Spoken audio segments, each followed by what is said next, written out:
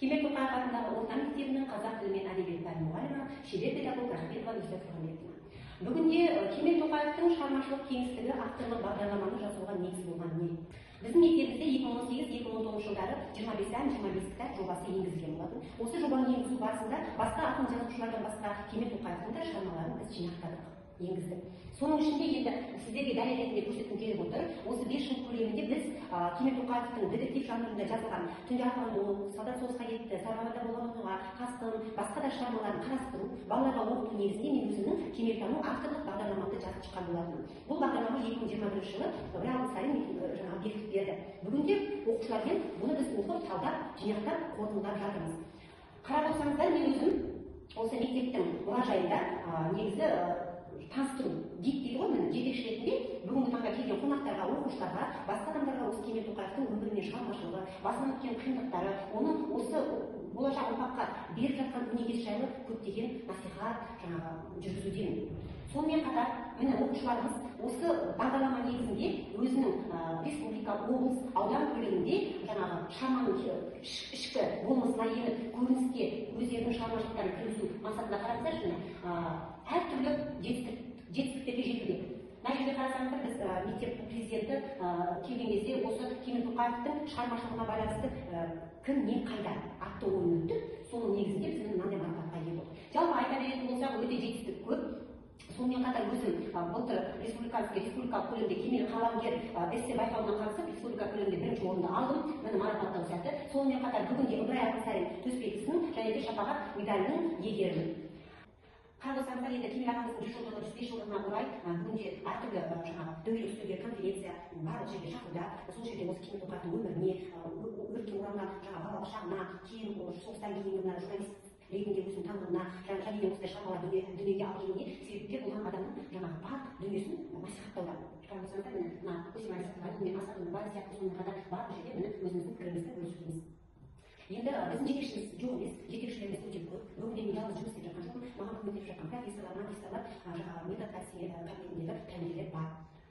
Енді қарасаңыздар, міне биыл тура осы туған ел ауқымды бағдарламаны қолдана отырып, тағы да өзімнің енді басқа Кемел Тоқаевтың шығармашылық кеңістігі тақырыбында авторлық бағдарламаны жазып шықтым. Енді бұл бағдарламаның өзі сыртқы көрінісін сіздерге таныстырғым келіп тұр. Неге мен бұл бағдарламаны алдым? Біз енді Кемел Тоқаевтың шығармашылығын талдап болдық. Ал енді бүгінде бізге балаларға да бір жаңашылдық керек. Бүгінде Кемел Тоқаевтың жұлдызды жолы жинағы бар. Ол мына Кемел ағамыздың 4 томында жазылған.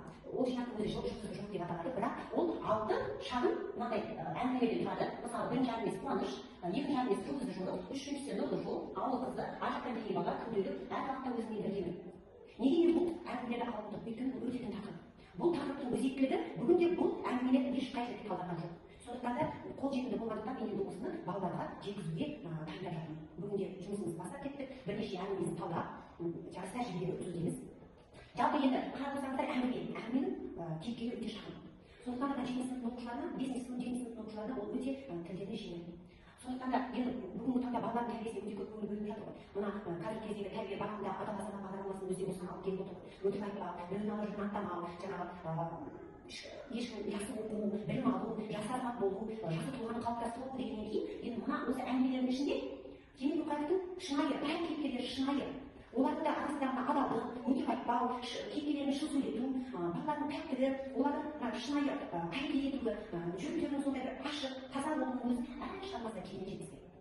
Енді қарап отырсаңыздар, бұл шығармаларды оқыған оқушы еңбексүйгіштік, достық, мейірім сияқты қасиеттерді өзі алып шығады. Соған жақынданады. Енді қарап отырсаңыз, бұл кісі жақсылық пен жамандықтың шекарасын ажыратып беретін шығармалар. Сонымен қатар отан мен отбасы алдындағы борышты ұмытпауға шақырады. Енді мақсатының өзі осы ғой. Кемел Тоқаевтың жазушы ретінде, майдангер ретінде, детектив жанрын алға қойған азамат ретінде, сонымен қатар көркем сөзде ол қалай пайдаланды, осыны оқушыларға жеткізді. Сонымен қатар сол шығармаларда жаңағы тілдік стиль ерекшеліктерін айқындау, антропологиялық жинақтап тілдік талдау жасау бұл мақсатым. Енді жаңағы міндетке кіріп отыр ғой, енді таныстырудамыз бүгінгі таңда. Енді ол кісі шығармаларында өлім мен өмір арасындағы терең психологияны жақсы зерттеген. Оқушылар ішіндегі кірме сөздер, мақал мәтелдер, пикассоның кейіпкерлердің шынайы сөйлеуі, кейіпкерлердің шын өмірдегі екі тілде сөйлеп кетуі, болмаса заттардың затымен тұрақтап кетуі, ол кейіпкерлердің әртүрлі эмоцияға кіріп кетуі осы шығармаларда жақсы көрініс тауып отыр. Осыны көрсету менің міндетім шығар. Сондықтан міндетімді алып. Енді жаңағы мен сізге айтып кеттім, шығармасында кірме сөз, перемен сөздер, жаңағы соғыс кезі болғандықтан жинақтаулар. Одан кейін сол кезде орыс халқының етіне жақын араласқаннан завод, фабрика, бұл двигатель деген сияқты, совхоз, рельс, поезд деген сөздердің барлығын өте ұтымды қолданған. Енді жазу стилі деген өте сондай бір еркін стиль, шытырман стилі, балаларды баурап алып кететін стиль. Енді не күтемін деген кезде, әрине осындай бір еңбектің нәтижесінің жемісін шығаратын жақсы тұлға қалыптасуды күтудемін. Жаңа сізге айтып кеттім, мен енді жалпы мына бағдарламаны мен 3 тарауда бөліп отырмын. Ендігі мен Кемел Тоқаев шағымдарының кеңістігі бағдарламаның негізі 3 тараудан тұрады.